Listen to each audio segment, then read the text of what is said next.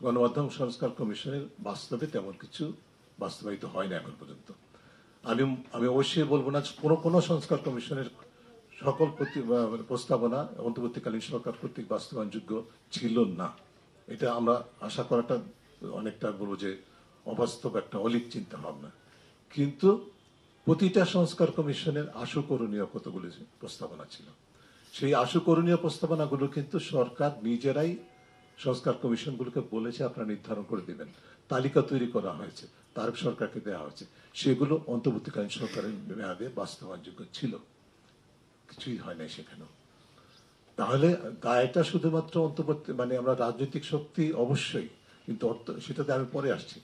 অন্তর্বর্তীকালীন সরকারের কিন্তু সেই যে ভূমিকাটা ছিল তারা নিজেদের উদ্যোগে বাস্তবায়ন করে নিজেদের সিদ্ধান্তের মাধ্যমে, সেইখানে কোথায় প্রতিবন্ধকতা হয়েছিল আমরা সবসময় বলে আসছি যে সবাই দেশের সব প্রতিটা মানুষ সংস্কার চায়, কিন্তু যারা সংস্কার চায় তাদের ভিতরে যে প্রতিরোধমূলক শক্তি আছে সেটা কিন্তু আমরা উপলব্ধি করতে চাইনি।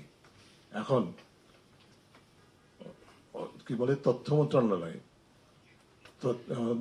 গণমাধ্যম সংস্কার কমিশনের প্রস্তাবনাগুলোকে বাস্তবায়ন করবে। এই বাস্তবায়ন করার ভূমিকাটা তথ্য মন্ত্রণালয় ধরে নিচ্ছে, তথ্য মন্ত্রণালয়। কিন্তু সেটা কারা জানেন? ওই যে আপনারা বললেন যে সরকারি কর্মকর্তা। আমলাতন্ত্র হচ্ছে বাংলাদেশের সংস্কারের পথে সবচেয়ে বড় অন্তরায়, এবং তারা শুধু, আমি দৃষ্টান্ত দিই আপনাদেরকে, কি বলে জনপ্রশাসন সংস্কার কমিশনের শত শত প্রস্তাবনা, আমি ভুল বেশি বললাম বোধহয়, শতাধিক প্রস্তাবনা। তার মধ্যে থেকে একটা পর্যায়ে তারা বললেন যে আমরা 28টি আইটেম সিলেক্ট করেছি যেগুলো বাস্তবায়ন করছি প্রাধান্য দিয়ে। সেই 28টির মধ্যে শীর্ষ পর্যায়ে হচ্ছে টয়লেট পরিষ্কার রাখতে হবে, এটি হচ্ছে প্রাধান্য। আচ্ছা, আরেকটা দৃষ্টান্ত দেয় আপনাদেরকে। দুদক সংস্কার কমিশনের আমি দায়িত্ব পালন করেছি প্রধান হিসেবে। দুদক সংস্কার কমিশনের যেই প্রস্তাবনাগুলো শতভাগ, সকল রাজনৈতিক দলের শতভাগ সম্মতিপ্রাপ্ত, প্রায় সবগুলো প্রস্তাবনাই সকল রাজনৈতিক দলের শতভাগ সম্মতি আছে, কিন্তু একটা প্রস্তাবনার কথা আমি বলছি এখন আপনাদের সাথে, সবগুলো রাজনৈতিক দল শতভাগ একমত হয়েছে। সেটি হচ্ছে দুদকের স্বাধীনতার পাশাপাশি দুদকের জবাবদিহিতা নিশ্চিত করতে হবে। আমি লম্বা সময় কম, লম্বা হিস্ট্রিতে যাব না। এবং প্রস্তাবনাটার মধ্যে ছিল দুদকের জন্য একটা পর্যালোচনা, বাছাই ও পর্যালোচনা কমিটি হবে। RICL TMX, যুগের পর যুগ স্থাপনা থাকে মজবুত। সরকার একটা অর্ডিন্যান্স পাশ করে ফেলেছে।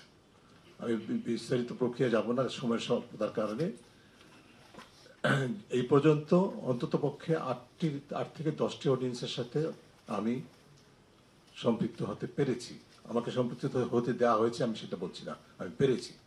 কারণ সরকার এখনো অন্তর্বর্তীকালীন সরকারও কিন্তু গোপনীয়তার আশ্রয় নিয়েছে প্রায় প্রতিটা ক্ষেত্রে, প্রতিটা আইন প্রণয়নের ক্ষেত্রে কোনো না কোনো ভাবে আইনের খসড়া পেয়েছি, সেগুলোর উপর ভিত্তি করে কাজ করেছি। প্রতিটা অর্ডিন্যান্সের ক্ষেত্রেই ধারাবাড়ি বিশ্লেষণ করার পর সরকার রাজি হয়েছে। উপদেষ্টা বলেছেন হ্যাঁ খুব ভালো পরামর্শ, আমরা এগুলোকে সব বিবেচনায় নেব, কিন্তু শেষ পর্যন্ত প্রায় শতভাগ বিবেচনায় নিয়ে নেওয়া হয়নি।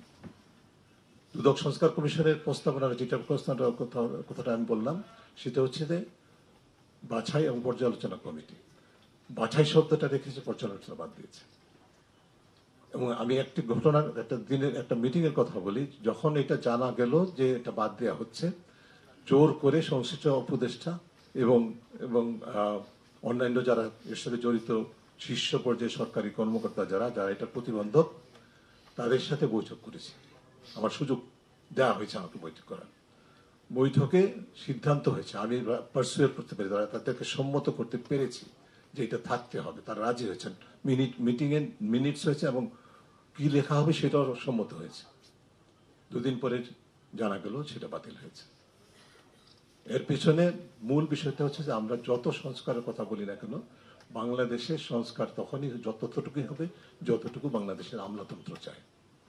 এবং এর অর্থ কিন্তু এই নয় যে রাজনৈতিক শক্তি যারা আসলে waiting in the wings considering that it is there time, তারা কিন্তু এর পেছনের অন্যতম হাতিয়ার হিসেবে ইতিমধ্যে ব্যবহৃত হচ্ছে।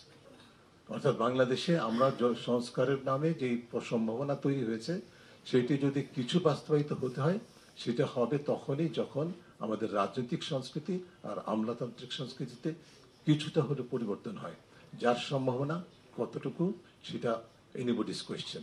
আমরা সবাই শুধুমাত্র এটুকু বলতে পারি যে at the end of the day কিছু কমিশন হয়েছিল, কিছু প্রতিবেদন হয়েছে, সেগুলো কাগজে থাকবে। এই কাগজটা কতদিন সত্যিকার অর্থেই ফলপ্রসূ হবে এবং তার মাধ্যমে তার উপর ভিত্তি করে সংস্কার হবে, সেটা নির্ভর করবে বাংলাদেশের রাজনৈতিক এবং আমলাতান্ত্রিক সংস্কৃতিতে কতটুকু পরিবর্তন হবে। সেই সম্ভাবনা মানে কতটুকু, এই প্রশ্নের জবাব আমার কাছে নাম দিলে আরো আমাদের মধ্যে সকলের মধ্যে হতাশাটা আরো বাড়বে। আমি সেটা করতে চাই না।